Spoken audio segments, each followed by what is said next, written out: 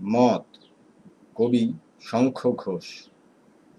এতদিন কি শিখেছি একে একে বলি, গুনে নাও। মত কাকে বলে শোনো। মত তাই যা আমার মত, সেও যদি সায় দেয় সেই মতে, তবে সে মহৎ। জ্ঞানীও সে, এমনকি আপন লোক, প্রিয়।